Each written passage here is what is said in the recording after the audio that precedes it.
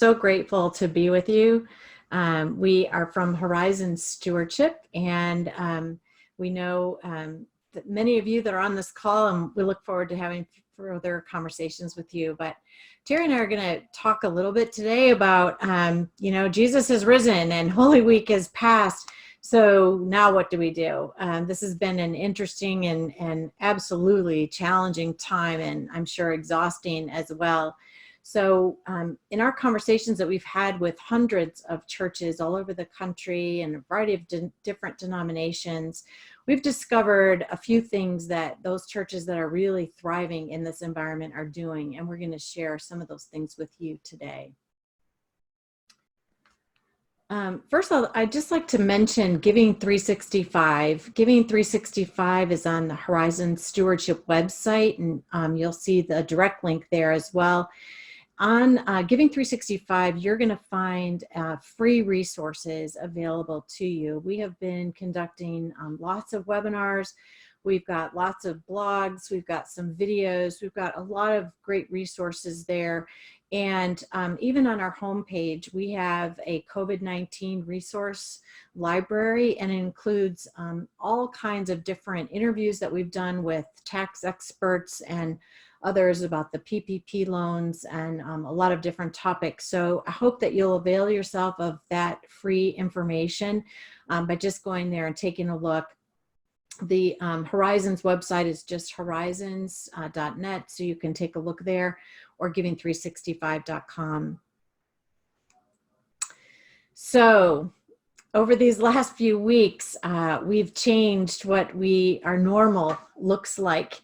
I don't know about you, Terry, but I've been watching a lot of worship these last few weeks. I've probably been in church more the last few weeks than I have probably been in church for the entire year previously. I just grabbed these screenshots from some of the worship services that I've kind of ventured into. And people are doing just amazing and creative things to continue to be in community, whether that's for worship or for Bible study or for just prayer time. And so this really has become our new normal for some period of time yet to be determined. So kudos to all of you out there who have jumped through the many hoops to learn technology, to craft new skills. I was saying to a pastor earlier today, wow, all the clergy that I know are getting so good at video. So that's going to be a real benefit to you down the road, even though it was sort of under duress that maybe you were learning that new skill. So how do we adapt in this new normal, and how do we find our way to a healthy giving culture, even in terms, even despite this new normal and our new experiences? What we're finding is that there are a few commonalities between those churches that are kind of struggling during this time versus those churches that are thriving. And Terry and I are going to focus on these three areas today. The first is churches that are doing really well in this environment are telling their stories well, and they're doing that primarily through offering talks. So we're going to talk to you about what that looks like in a minute. Churches that are thriving are also promoting and optimizing their websites and their texting for recurring giving. And we've done a lot of analyses of websites of our church clients over the last few days and weeks, and finding that there's some pretty good tips that we can offer you to really make sure that you're maximizing the opportunity for people to contribute that way, smoothing out their process, and really encouraging that giving. And we're seeing some great results with that. And then third, those churches that are thriving are really focusing on ministry opportunities. They're looking at this time in the life of the church as an opportunity to not hunker down, but to really expand their ministries, and again, to share that ministry story. So those are the three areas that we're going to be looking at in the next few minutes today. So just kind of thinking about these four words as a framework for our discussion today.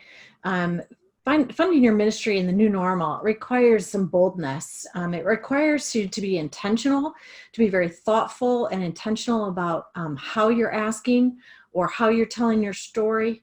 It really requires us to be inspirational. People are in different places on their journey right now. People are emotionally fragile, they're struggling, and inspiration is such a key element of the messaging that we need to be sharing with our members and our donors. We need to provide good information. Giving online or texting to give for many people is a new skill set, and so trying to find ways to provide that information to them in a way that they can jump online and learn how to do that quickly is really, really important. And then last, invitational. We need to make sure that we're always inviting people into partnering with us to help fund our very important ministry. So there's that invitation, their invitation to deepen their faith through generosity, and invitation to support your important ministries. So let's jump in and talk a little bit about offering talks. For those of you who know what this looks like in the old normal, I guess I'll say, an offering talk is typically a moment that's taken during the offertory time where the priest typically, but sometimes it's a lay person, offers 2 to 4 minutes max to tell the story and to connect ministry with money. So often people are putting $5 in the offering plate and never really connecting your church's ability to do ministry with that $5 that they've just put in the offering plate. Now the challenge becomes even greater because, of course, right at this moment, we don't have offering talks. I have to say that in the worship services that I have watched, very, very few priests are actually taking time to even do the offertory, much less even take the time to do an offering talk. So I really encourage you to take the time to invite people into a story about how your church is really responding to the ministry needs of your community. In some churches that are seeing good increases in online giving, the rector is actually seeing giving online. So while you might have maybe a beautiful anthem that's being sung during this time, maybe the rector's actually sitting there texting on his or her phone to make that gift online. It's a great way to demonstrate for people that online giving is available to them. Of course, again, we want to be careful about not pressuring or manipulating people. We need to be really sensitive to where people are. People are feeling very tender. Some people have lost jobs. Some people have had taken pay cuts. So we really need to be careful to give this up as an opportunity and to avoid pressuring people in the process. The offering is a key element of our worship experience, and so this offering talk and the offering should be made and done in such a way that it is a worshipful experience. And then always offering talks and anything around the offertory should include an offer of gratitude to God for all the gifts that we've received, and gratitude to our donors for their faithful giving. In an offering talk, it's important to remember that we're not trying to tell the entire story in a 2 to 4 minute segment. Basically, we're just really trying to share one story of a single life that was changed because of the ministry that you're doing. So I know you're hearing these stories every day of people that may have had access to your food bank because you stayed open. Maybe people that were suffering and you were able to bring medicine, or a variety of different ways. I know that you're reaching out to your communities. So share one single story of one single person whose life was different because you all were there to respond to their need and to help be the church to them in this time. You can do an offertory message during the offertory with a video, or even doing some scrolling pictures. Maybe you've had some people working in your food bank. You might take some pictures of that. Pictures tell great stories, and sometimes they're better than even saying them verbally. So another way to tell the story is those people that were actually maybe in your food bank serving those people that were coming for food. Those people's lives have been changed because of their ability to serve the church in that way. And then also opportunities to tell stories of biblical generosity, the widow's mite story being obviously one of the hallmarks of that. But there's lots of other ways that we can tell those stories of generosity that are told through the Bible. So that offertory moment, that offering talk, is a way for you to share the story of how people's gifts are actually impacting other people's lives, and then encourage them to make another gift so that another story can be told. Informational. Here's just one way. This is Adam Hamilton, for those who might know him from Church of the Resurrection in Kansas City. It's one of the largest, or I think it is the largest, United Methodist church in this country. The first day where we were all sheltering in place, Adam did a great job of inviting people to participate in Text to Give during the offering moment. He actually said to them, at the beginning of this, I've asked you all to put your phones down, put them away, because we're going to worship together.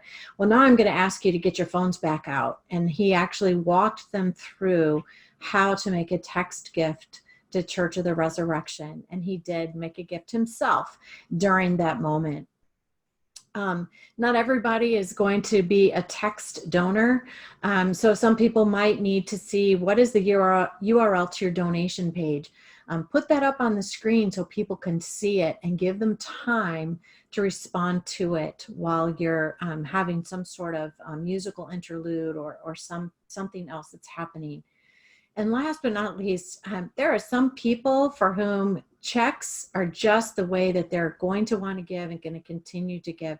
So encourage them to continue to make those gifts, or even consider sending some postage paid envelopes to those donors that you know are going to continue to give in that way. Sometimes those donors have run out of stamps, don't have postage, and we certainly don't want them to compromise themselves by heading to the post office or the grocery store to purchase those stamps. So send them a postage paid stamp and help them to make that contribution really simple. Remember that one of the sensitivities that people have to an offering talk during that time is that, you know, we know people are struggling, we know people are hurting, we know people have lost their jobs. Just remember that an offering talk, and even the offering itself, is an opportunity, it's an invitation to live as God's people. We know from Scripture that God is loving and generous. And so as being born in God's image, we are also born to be loving and generous. So offering them an opportunity to give is offering them an opportunity to become God's people. It's also an invitation to participate in the transformative ministry that you're doing through their church. Research that is happening right now around this COVID-19 time says that donors are not backing away, that donors want to participate in something that's impactful. It's one of the few ways that donors feel empowered during this time. When they can't do anything else, they can support your ministry. So invite them into that conversation and enable them to do that easily. For those of you who have some people maybe who are audio only, a couple of churches we've talked to have had people that have struggled because they don't have internet, or they don't know how to use their Internet Explorer or whatever they're using. So one way that you can invite people to listen to your service, and this is both whether it's being live streamed or it's pre-recorded, is phonelivestreaming.com. It's a great service that you can sign up for. It's very inexpensive, and you can allow those people who don't have access the opportunity to listen to your services online. Many of you might be doing this already, but we're going to see, and Terry's going to show in just a minute, a video of a pastor who did just this. Send an email, perhaps with video, with giving information and offering instructions. So get people ready, so when that offering time comes, they know what to do and are already ready and available, have the tools available around them to do that. So sending an email up front on Friday, just to give them an idea what's coming. You might send your bulletin and other instructions so people know what to expect. I'm going to shift gears for just a moment and talk about websites. As I said, Terry and I have been looking at websites, dozens of them, and making lots of gifts online to test various websites to see how easy they are to use. If you set up your online giving in the early days, maybe 5, 8, 10 years ago, and you've been doing online giving for a while, you definitely want to look and see what that process looks like for your donors, because lots of things have changed. First of all, branding. Make sure that when your donor goes from your homepage to your giving page, that it looks the same. Whoever you're using for your third party, whether that's ACS or Renko or PushPay or any of those, when they leave your site to go to that other third party site, make sure it looks like your site so that they don't feel like they've left your site to go someplace else. There's been a lot of scams out there, particularly around COVID-19, and people are a little wary about where they're going. So make sure that it looks just like your page, same color scheme, so people feel like that they're still on your site. Make sure it's really easy to use. Donors are going to lose their patience if they can't find things easily, if they can't move through the process quickly. They will leave your site and not make a donation. Make sure there are a lot of options for giving, credit card, debit card, ACH, which is a bank draft, PayPal. Make sure that there's lots of different options for ways for people to contribute. Take a look at your default settings. I'm going to show you an example here in just a moment, particularly in the area of thank you notes, but also on your website. Make sure that you're looking at what are the default settings that you want your donors to default to. And we'll look at those in just a minute. Make sure that you express gratitude throughout the process. And please, please, please test your processes. Test them all. Test them on Internet Explorer, on Chrome. Test them on Android versus iPhones. Make sure that you're looking at how your donor's looking at them to make sure they're easy to navigate. When you're looking at your homepage, make sure that your mission and purpose is clear. People want to make sure, that most people are going to look at that very first screen of information, and they may not scroll all the way down. So make sure that a donor maybe worshiped with you for the first time and is excited about the ministry that you're doing, wants to support what you're doing. So make sure that your mission and purpose is clear right there on that first screen on your first page. Make sure that Give Now button is on the upper right-hand corner. A lot of churches I've looked at, they might have it buried in a drop-down menu, or it maybe is just sort of an afterthought. Make it bold. Put it in a contrasting color. Make sure people can easily find it. Also, when you click on that Give Now button, does it take you directly to your donation page, or do people have to wander to a different page first? Many of the churches I'm looking at, people will end up on a giving page that maybe tries to teach stewardship principles first, and then we go to the Give Now. People are unlikely to learn about giving and generosity by reading your website. So please take that information off your website. Make sure that donors can get directly from your Give Now button right to the giving page so that they can easily and quickly make that donation. Primary importance, make sure your website and donation pages are mobile friendly. Test them on an iPhone, test them on an Android phone. If people cannot see on their iPhone how to give directly to you, they're not going to make a donation. Critically important that your website, your entire website, and your donation pages are web friendly. 2/3 of internet traffic is on iPhones or on cell phones. 2/3. So if you're not optimized for mobile friendliness, people are going to give up and not make a gift to your church. Ease of use. When you're testing this out, ask yourself, was that easy? Did it feel good? Was it simple? Did it feel very fluid? Did I feel like I could do this really quickly and easily? If the answer is yes to all those questions, you're definitely on the right track. Donor options. In many of the sites I've been looking at, the choice of funds is really important. Of course, you want your default choice to be whatever you call your operating giving. So operating funds, annual budget, annual funds, however you call that in your particular context, that's the one you want to be at the top of the list and the default selection. Many of you have lots of different funds that people contribute to. I encourage you to look really critically at those choices and narrow them down. One church I looked at today, they had 12 different options for funds. That's too many. Donors can't process all of that. So choose the ones that people contribute to the most, particularly during this time, and invite people to contribute to those. As I said before, make sure that there are lots of options. Some people do want to give through an ACH or bank draft. Some people are going to want to give through credit card or debit card. A lot of churches I'm looking at are not including PayPal. PayPal is a great way that donors like to contribute, particularly because there's that extra layer of security, a little bit of distance between who they're contributing to and their own information. So I encourage you to look at PayPal and see if your third-party provider allows that. Make sure there's a lot of different ways to give, such as texting to give, online giving, and recurring gifts. I'm going to focus on recurring gifts in just a moment. When you offer text to give, make sure that you're offering really clear instructions about how to make that work.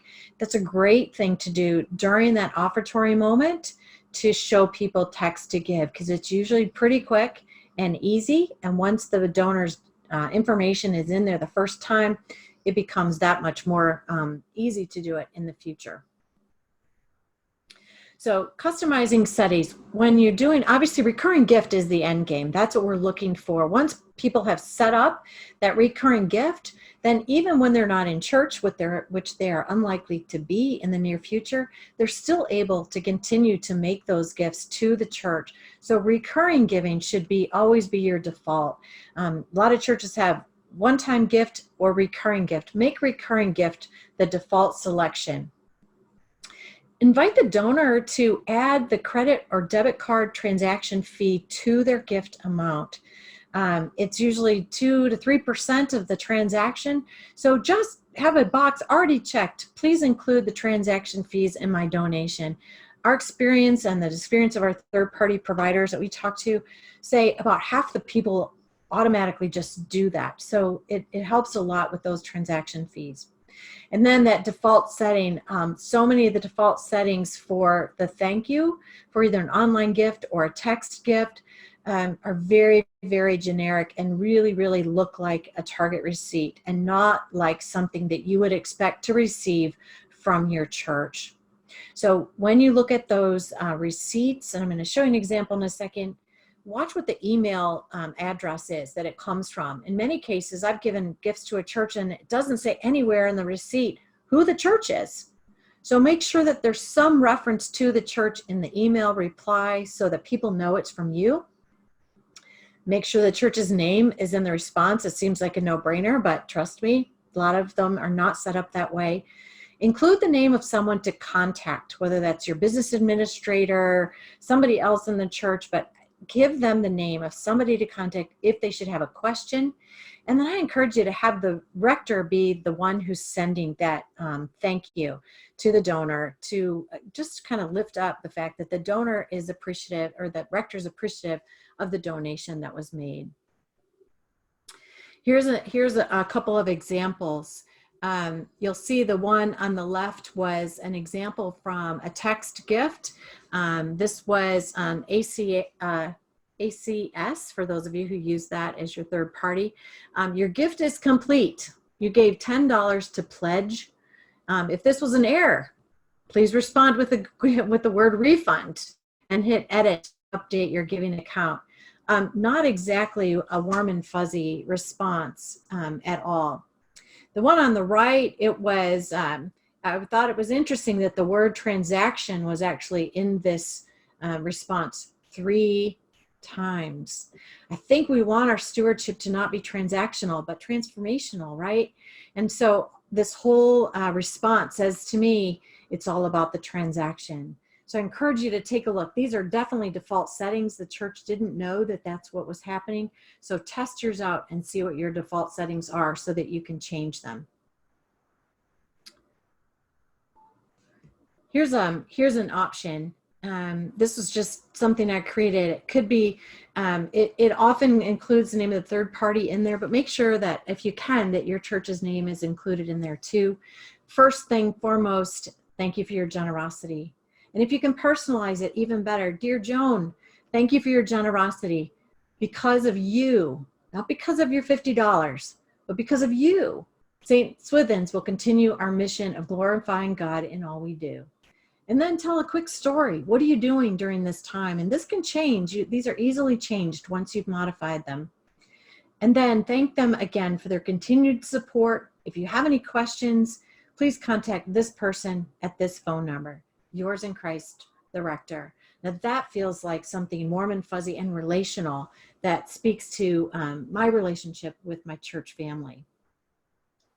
Terry's now going to take a few minutes and talk about how to share your story through your evolving ministry story and give you some ways to do that. Terry? Great, thanks. For years, I've been aware that most of our churches do a great job of announcing and promoting upcoming events, but our strength has not necessarily been in reporting those effects from those events. And so I think that's where we find ourselves today to be an important part of what we are doing, is to make certain that we are reporting the good works that we are doing. And that's why, as Kristine said, offering talks can be so important. I hope this message we are sharing with our parishioners and also demonstrating new ways of how to be the church. In other words, our building is closed, but we continue in ministry. I noticed on CBS this morning on a particular Sunday that they quoted a Jesuit priest and president of Fordham University, Father Thomas McShane, who spoke of being isolated today and said we must work to be far more present when we cannot be physically present. And that's where we're working today. We are working harder, I know all of you are, as we are adapting to new ways of doing ministry and sharing our story and working with the people that we love and care for dearly. Slide number 20, as Kristine moves through this, there's the Father Joseph McSwain quote. And the next slide really is more of an institutional take on things, but pay attention to the words there that are in bolder print, basically, making an intangible difference in the world. And that's what, frankly, we are about, and that's the story that we must share. So as we move forward, slide 21, I've tried to give you some ideas from not just my own parish, but other churches that I'm quite familiar with.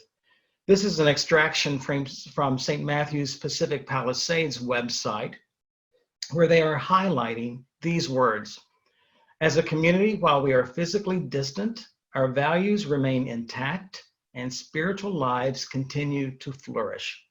Sunday and Wednesday morning services continue. Emmaus groups and confirmands continue to meet via video conferencing. Our bedtime story series on Facebook is designed for children and ministers to our young families. St. Matthew's also includes a full page of their outreach partners supported by the church on their website. Slide number 22 as we move forward. What I want to talk about here for just a second is years ago, my friend, Mother Carol Anderson, was the rector at All Saints in Beverly Hills. And I'd caught word that she had been to the Willow Creek Evangelical Conference in Chicago. And I said to her, Carol, for the life of me, I can't figure out why you would go to Willow Creek as an Episcopalian. Sounded kind of snobby. And her response was this: I can learn from what they are doing, perhaps shave off some of the rough edges, and utilize their practices for all saints. So here's a 3-minute video from Providence United Methodist in Mount Juliet, Tennessee, which is not an evangelical church, but has a great generosity appeal by their pastor. He highlights the many ministries and outreach still happening. He includes the financial appeal of the various ways to give, and even offers the church bookkeeper as a source should a member need assistance in setting up electronic giving. I certainly hope he let her know that before he posted this, but take a look at the video and see what you think.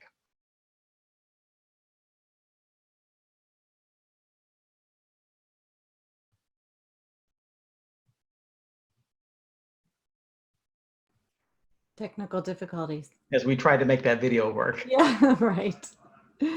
Oh, Terry, I'm sorry. It's okay. I think I really covered basically what this pastor does in this. He highlighted the ministries and the outreach that's still happening. He includes that financial appeal of various ways to give, texting, online, even talked about just the old-fashioned standard check that could be sent. And actually, even some of our churches are seeing an increase in the receipts of checks as their donation means. But then this is a slide right here of my own parish, which is Church of the Incarnation in Dallas. We created 3 videos that were frankly a financial appeal from various vestry members. This is our senior warden, and an extraction of this was listed and put in our monthly or quarterly newsletter called The Angelus. And here she's saying, I'm going to read a little bit of this to you because I'm not sure if the text is big enough. I'm asking you, if you made a pledge this year, honor it. You can set up giving online, or you can mail in your check to the church. If you give regularly online or in the plate each week, please keep it up. If you haven't yet committed your financial gift to your church, I encourage you to do so today. The thing I loved about this, especially in the video, was that set up recurring giving bar was right below this, as well as Give Now. And so this Angelus has now moved from a hard copy to an electronic version, and I really doubt that it will go back to the hard copy version. And so literally when we received this, we could click on set up recurring giving or Give Now. Notice they put recurring giving first. So as we move forward just a little bit, the next few slides are also from Church of the Incarnation, and also from the same source, the Angelus. And a portion of this expresses these words: to create and execute both new ideas for how we can continue to live and thrive in our mission to grow, serve, lead, and give in the age of a global pandemic. 3/4 of this newsletter was basically devoted to the means of incarnation in continuing to minister in new and creative ways and moving beyond the norm. Many of what we are doing right now, I think at Incarnation, will not return to what was before the pandemic. In other words, this is going to become electronic, and many other means of Zoom meetings and all will be incorporated.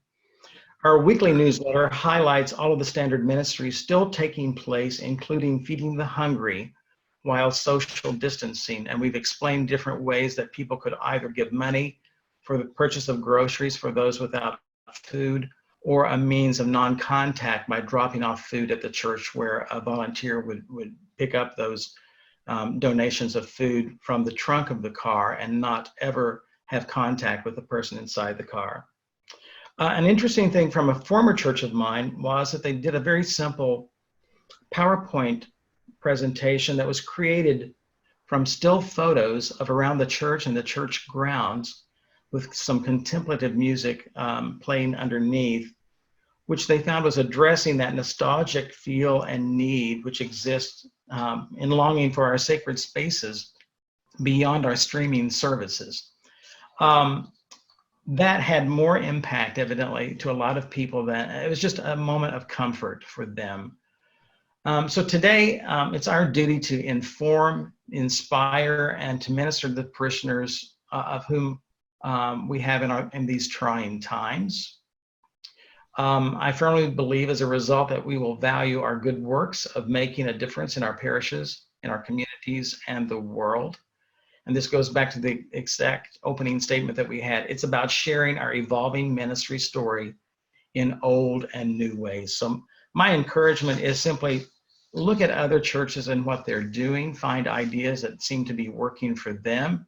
I'm one of those who always thought that there really isn't an original thought, but I'm certainly glad to borrow something from some others as well. So I'm thinking that may be the last slide, Kristine, and yeah, and so it's a time to provide you with an opportunity for questions. So if Kristine and I can answer any specific questions for you, we'd be happy to do that. I just want to jump in and apologize about that video. We've had mixed success with it loading, and I'm sorry that it failed today. I just want to direct you though to an online resource on horizons.net.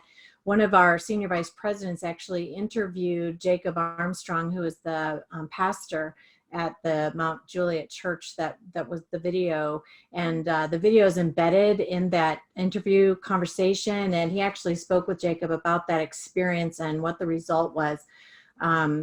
He was astounded by the huge jump in online giving that resulted from the description that Terry shared with you about talking about the various ways to contribute. And most importantly, he gave his own testimony that he and his wife give a recurring gift, that they've already done that. So he was showing great leadership by demonstrating that himself, and saw the results of that immediately from the video that he shared with his congregation. So any questions out there? Let's see. I'm going to piggyback on what Kristine just said in thinking about the wonderful theologian Henry Nouwen, who talked about fundraising. And he said, basically, if you believe in the mission and the vision of your organization, there should be no reason why you are not empowered to ask for a gift. And I think sometimes as pastors or priests, we are fearful of making that ask, but I believe we're doing good work, and I believe in that mission and the vision of the organization. And so to me, that's the logical next step if we want to continue our ministry to ourselves, to our members, to our community, and to others. This is what it's going to require. One of our colleagues says that, particularly around the offering talk, that if we knew the cure for COVID, I mean, if we were able to craft some sort of cure for this disease, we would invite everyone we know to help us to fund it, to make it reality. And as the church, we have an even greater secret, and shouldn't be so secret, but we have an even greater opportunity to cure a hurt and broken world. And yet sometimes we apologize for asking people to help us to fund that ministry. So that's part of the being bold, is to just acknowledge that you have a great message to share, and an opportunity to draw people into something that's much greater than themselves. So no apologies necessary for asking for that support. We've had a question about the ability to share these slides after today's meeting, and I believe that we're sending those on to Joe, and those will be distributed. They'll also be on the Giving 365 website at Horizons as well. So either of those opportunities are yours to avail. So yes, you'll have the access to these.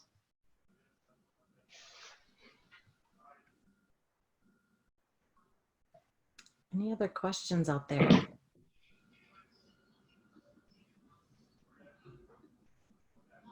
All right, well, Terry and I just really appreciate the opportunity to be with you.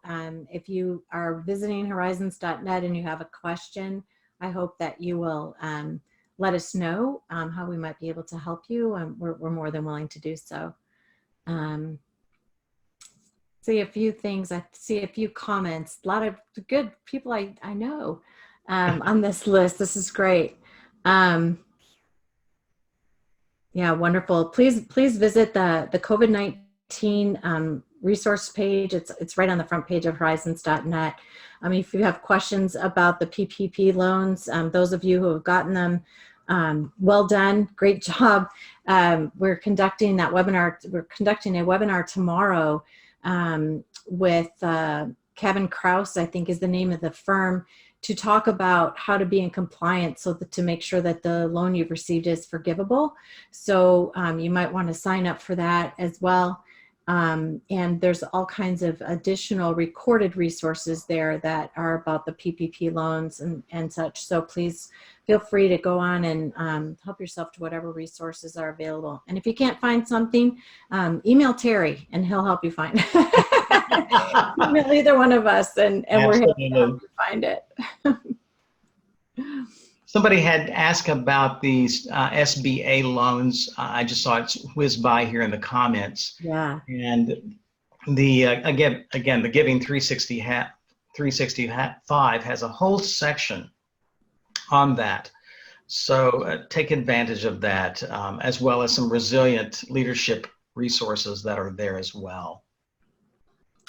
Another quick question here. Somebody is in a relatively small church and they've had PayPal, which is an expensive option, and only one family has chosen to use it. It may be that in a church of your size, PayPal isn't necessary. But the other thing I would say to you is, once you have your website optimized and you've got all those tips that we've shared with you today implemented, do a real intentional job of inviting people to try it out. One of the best ways you can do it is find somebody who's maybe a matriarch or patriarch of your church, somebody that you wouldn't necessarily think is the most likely candidate to be making an online gift, and have that person do some sort of a testimony. You know, if I can do it, so can you. I've seen churches do that before, and it's really great fun. And if you've got your website done well, anybody can do it, and it is easy to use. So really make sure that you're promoting it. Terry alluded to this a minute ago, but one of the things that we're seeing, but we're not quite sure if it's a trend yet or not, checks. More people are contributing with checks. One of our colleagues contacted his local bank, and they're actually seeing an increase in the number of people actually asking for checks. We don't know what that's about or if it's about anything quite yet, but make sure that you let people know that's still an option. They can still write a check and send it to you if that's their preferred way of giving. So please don't hesitate to encourage people to give by check as well. And that may satisfy a lot of your people. And I'll piggyback on that just a bit, Kristine. I think we fall into a mindset that if we promote it one time, then everybody's heard it. And we know today that, well, at least before COVID-19, that people were not attending church 4 Sundays a month, but were perhaps less than 2 Sundays a month and can still consider themselves active members. So I think we find ourselves falling into that mindset that if we've told them on the first Sunday of the month, then they got it. And that message has to continue and perpetuate itself. And it will finally take, but it's more than a one-time event. Right.